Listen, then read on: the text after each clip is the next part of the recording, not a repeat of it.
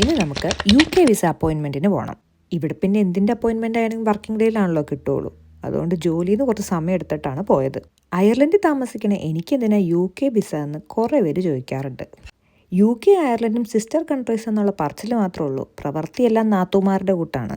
So നമ്മളെപ്പോലുള്ള ഇന്ത്യൻസിനൊക്കെ അങ്ങോട്ട് പോകണമെങ്കിലും ഇങ്ങോട്ട് വന്നെങ്കിലും വിസ എടുക്കണം. പിന്നെ ഷെങ്കൻ വിസയുടെയൊക്കെ പോലെ അപ്പോയിൻമെൻറ്റ് കിട്ടാൻ അത്ര പാടില്ല എന്നുള്ളൊരു ഗുണം മാത്രം. അയർലൻഡിൽ വന്നിട്ട് 5ാമത്തെ കൊല്ലമാണെങ്കിലും എൻ്റെ 4ാമത്തെ UK വിസയാണിത്. ഞങ്ങൾ എല്ലാ കൊല്ലവും മാൻഡേറ്ററി ആയിട്ട് പോകുന്ന ഒരേ ഒരു സ്ഥലം അത് UK ആണ്.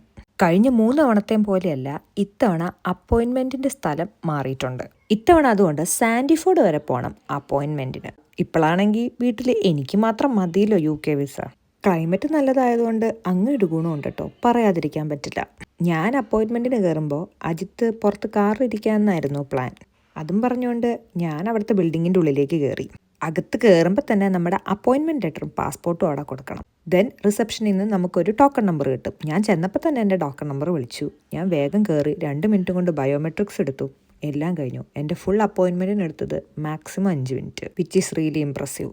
പണ്ടാണെങ്കിൽ ടോക്കൺ നമ്പർ കിട്ടിക്കഴിഞ്ഞാലും മിനിമം ഒരു 20 മിനിറ്റ് എടുത്താലാണ് നമ്മളെ കൗണ്ടറിലേക്ക് വിളിക്കുള്ളൂ. അത് കഴിഞ്ഞാലും കുറേ പ്രൊസീജിയേഴ്സ് ഉണ്ട്. ഇത്തവണ എല്ലാം ഷടപടയെന്ന് കഴിഞ്ഞു. അത് കഴിഞ്ഞ് കാറി കയറിയപ്പോഴോ ഇങ്ങോട്ട് വരാൻ അരമണിക്കൂർ എടുത്തപ്പോൾ അങ്ങോട്ട് പോകാൻ 47 മിനിറ്റ്.